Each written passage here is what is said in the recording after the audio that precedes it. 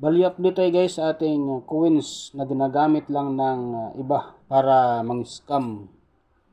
Ang ating 1 piso na si Jose Rizal ang taon 1972 at saka 1974.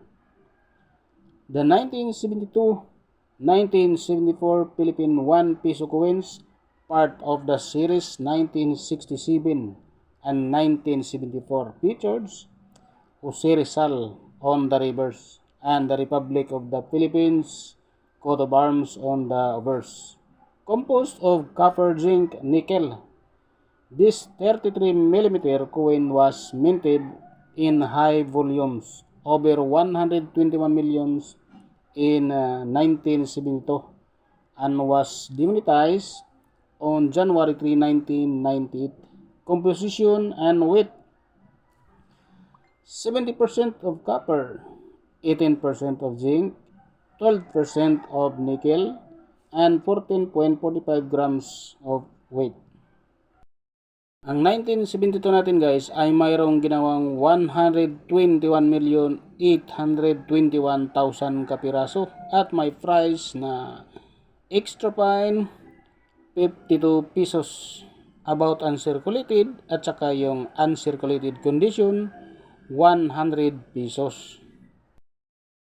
At dito naman guys sa ating 1974, 65,002,178 kapiraso.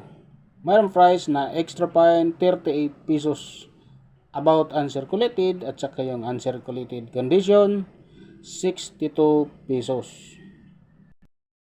At tumaas na guys ang bintahan dito sa ating selling online sa eBay. Mayroon na itong halaga guys na 25.99 US dollars.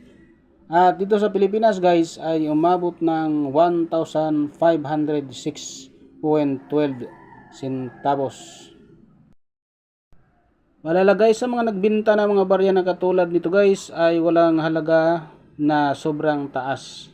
Huwag maniwala sa mga bumibili ng millions.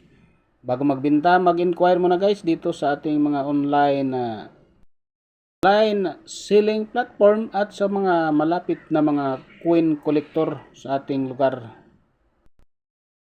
Huwag maniwala basta sa mga nagpaikot-ikot na naghanap ng mga barya na katulad dito na milyones ang kanyang bili. Napakamura lang ito guys sa atin. 1,500 dito sa ating selling online sa eBay, at dito naman sa ating inamista.com ay mayroong halagang 52 pesos ang extra fine.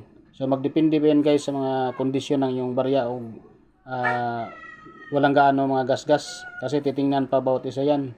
So karamihan guys hindi na binibili ng piraso yan, kilo-kilo na yan guys. Kung kilo-kilo naman ang halaga guys ay scrap metal lang din ang halaga niyan. So hindi na libo-libo, dahil wala nang bumibili ng libo-libo nito kapag walang magandang rason ang iyong barya. At yan guys ang ating update sa ating 1 piso 1972 at 1974 na Jose Rizal. Maraming salamat guys panonood at God bless sa ating lahat.